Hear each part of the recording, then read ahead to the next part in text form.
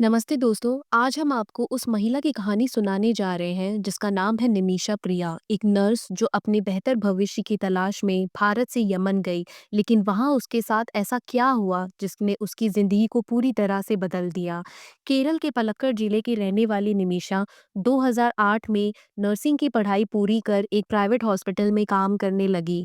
2011 में वह Tommy Thomas से शादी कर लेती है। 2012 में पति पत्नी यमन चले जाते हैं। यमन पहुंचने के कुछ महीने बाद निमिषा प्रेग्नेंट हो जाती है। लेकिन यमन में इन दोनों का आर्थिक हालत इतना अच्छा नहीं होता कि वह अपना और अपने बच्चे का ठीक से पालन पोषण कर सके।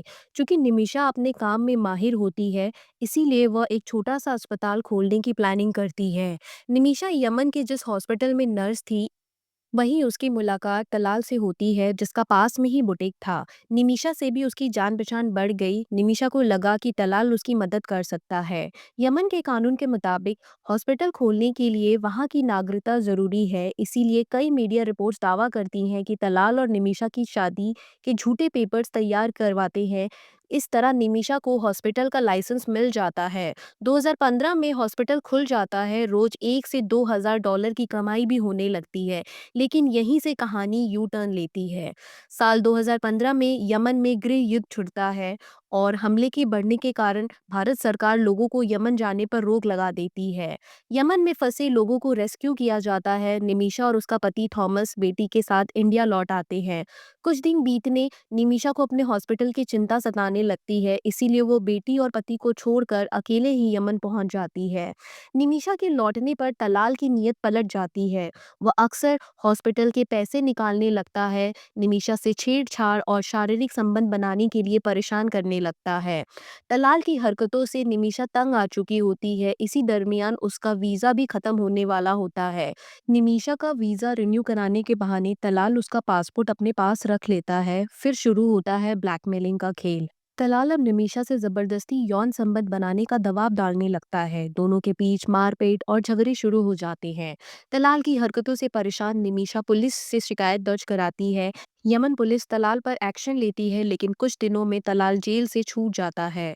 तलाल के छूटने के बाद निमिषा भारत लौटने का मन बनाती है, लेकिन उसका पासपोर्ट तलाल के पास होता है। निमिषा अपना पासपोर्ट किसी भी हालत में हासिल करना चाहती थी। इस काम में वह अपने साथी हनान से मदद मांगती है। हनान के कहने पर निमिषा ने मौका पाकर तलाल को नींद की इंजेक्शन लगा दी ताकि बेहोशी के हालत में अपना पासपोर्ट हासिल कर ले। लेकिन दवा के ओवरडोज के चलते तलाल की मौत हो जाती है। तलाल की मौत से दोनों डर जाते हैं और लाश को ठिकाने लगाने की प्लानिंग बनाते हैं। दोनों ने मिलकर लाश के कई टुकड़े करते हैं और इन टुकड़ों को पानी की टंकी में छिपा देती हैं। लाश को ठिकाने लगाकर दोनों ही भाग जाते हैं, लेकिन जल्द ही दोनों पकड़े जाते हैं। 2017 में यमन पुलिस दोनों को अरेस्ट कर लेती है। 3 साल तक ट्रायल चलता है और 2020 में निमिषा को सजाए मौत की सजा सुनाई जाती है, जबकि उसकी मददगार हनान को उम्र कैद की सजा होती है। निमिषा के पास इतने पैसे नहीं होते हैं कि वह अपने बचाव के लिए एक वकील कर सके। इसी दौरान यमन के था पलट होता है और नई सरकार बनती है, जिसके चलते निमिषा को मौत की सजा के खिलाफ अपील करना बेहद मुश्किल हो जाता है।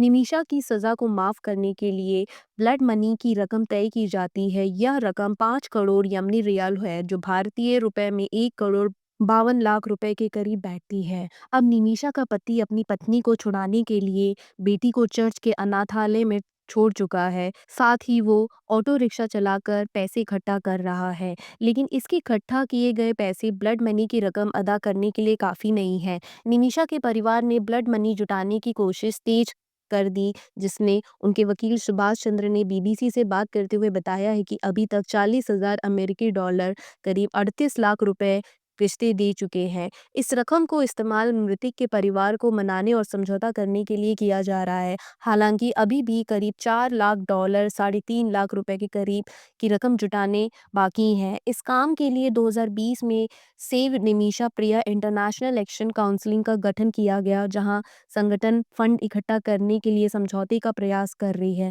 निमिषा का परिवार और वकील अब भी यमन के राष्ट्रपति और मृतक के परिवार से माफी की उम्मीद कर रहे हैं। तो दोस्तों, ये थी निमिषा प्रिया की सच्ची कहा। अगर आपको ये कहानी पसंद आई तो हमारे चैनल को लाइक और सब्सक्राइब करना ना भूलें, और हाँ, कमेंट करके हमें ज़रूर बताइएगा कि निमिषा की ये कहानी आपको कैसी लगी। मिलते हैं अगले वीडियो में एक नई कहानी के साथ। तब तक के लिए अपना ख्याल रखें और दूसरों की मदद करते रहें। धन्यवाद।